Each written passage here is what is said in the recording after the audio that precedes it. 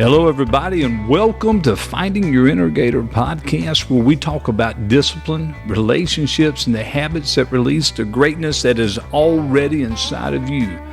I'm your host, Wright, and I am so glad that you're here. In each episode, we'll explore powerful lessons, real-life stories, and practical strategies to help you live intentionally, build meaningful relationships, and unlock your full potential.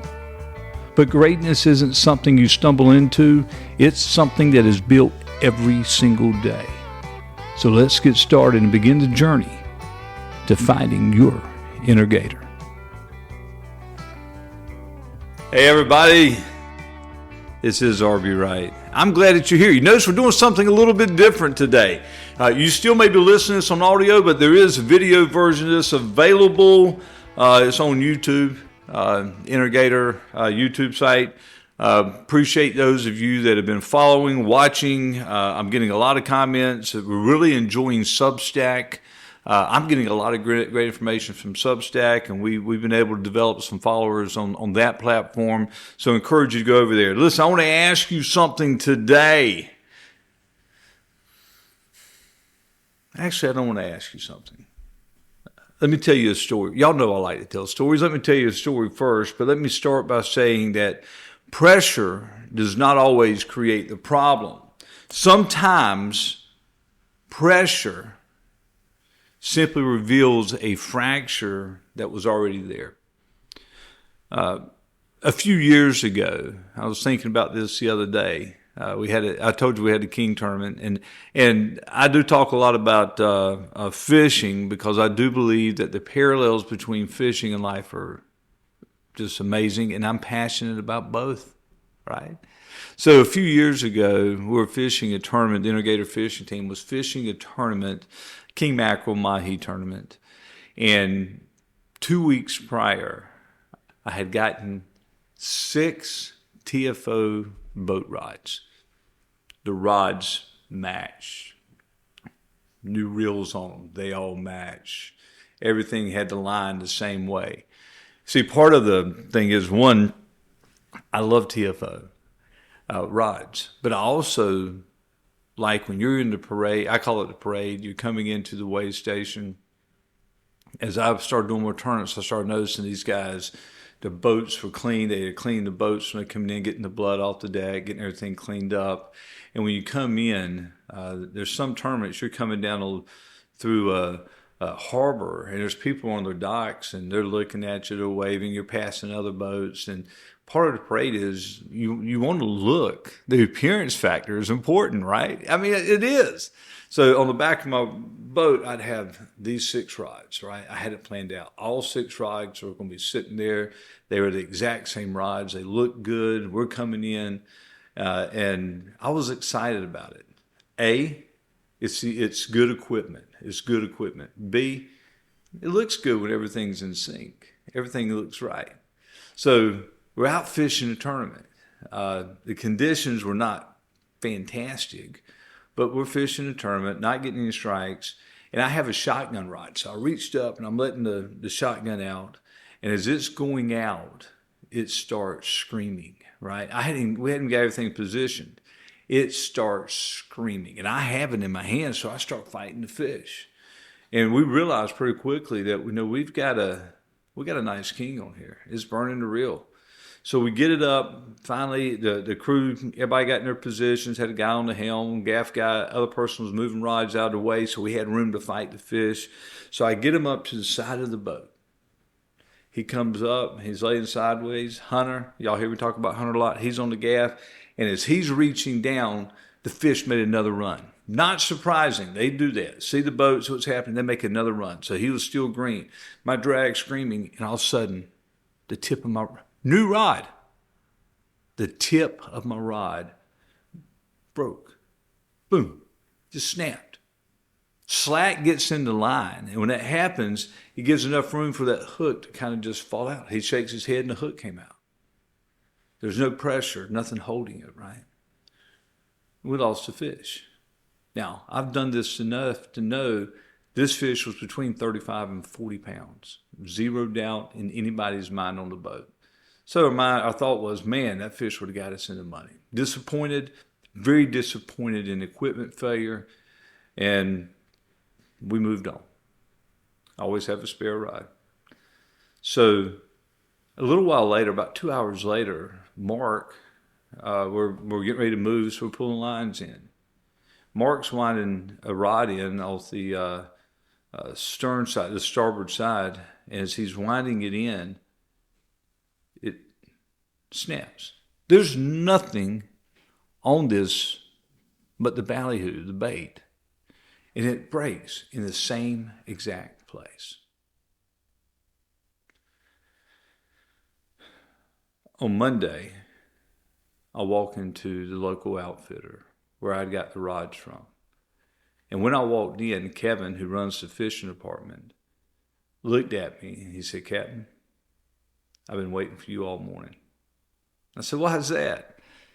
He said, "I've heard your story about 100 times. You see, typically 40, 50 pounds can win a tournament. I knew that we would be in the money. The winning fish for that tournament was like 33 and a half pounds. The odds are that fish, where the rod broke and we had equipment failure, was worth about $58,000-$60,000 when you look at all the different categories that we were in.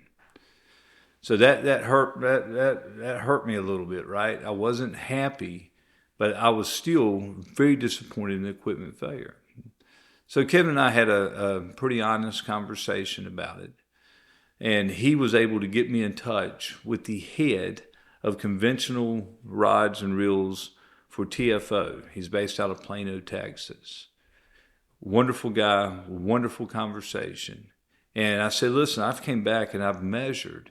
And both of these rods failed at 16 and 7/8 inches.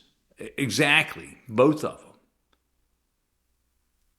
So you've got something in your design that is creating a fundamental flaw, right? And it cost me money. It's a fundamental flaw." He said, "Give me about 10 minutes. I just thought of something." He called me back. And he said, "RB, I think I identified where the issue is. When you said 16 and 7/8, it triggered something in my mind. When these rods are shipped, they wrap them in cardboard, individual, so they're wrapped around. And there's a guy with a stapler that goes and he staples different locations. One of the first places for him to staple was at 16 and 7/8 of an inch. So human error, he was getting too close, not on the rod, but close enough where that staple was probably creating a small fracture. Now, let me say this about TFO.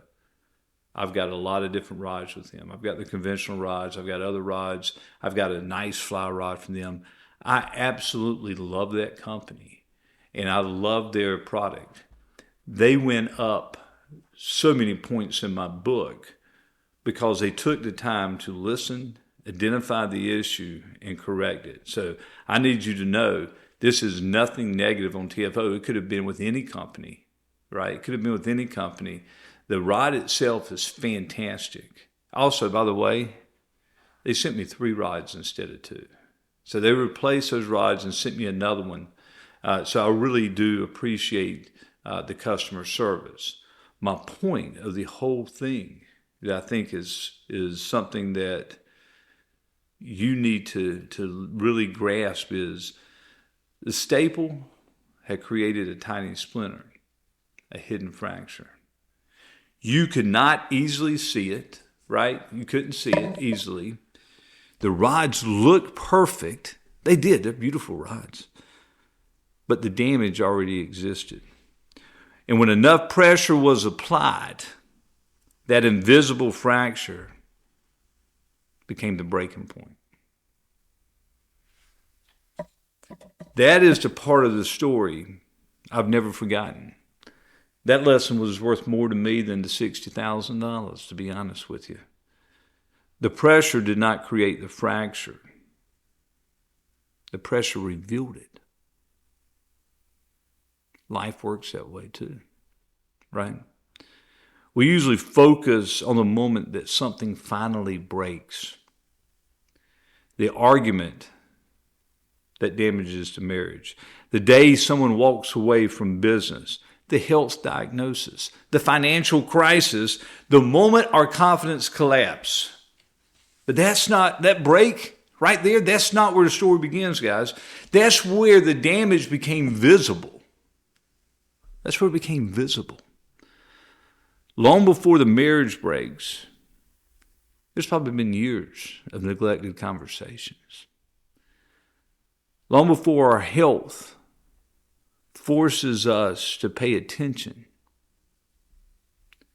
there may have been hundreds of small choices that we convinced ourselves did not matter, right? I'll eat this today. I'll smoke this today. I'll drink this today. Well, it ain't gonna hurt me. Then all of a sudden you wake up one day and you're like, wow, how did this happen? Sometimes the fracture is a compromise. Sometimes it's an untreated wound. Sometimes it is resentment. Sometimes it's pride. Sometimes it's a habit that we keep defending because admitting the truth would require us to change. Think about that. It's the break that gets our attention. It's the fracture that deserves our attention. Most of us spend an enormous amount of energy repairing what happened on the surface. And we try to smooth over the argument, replace the lost income, restore the appearance, manage the immediate crisis.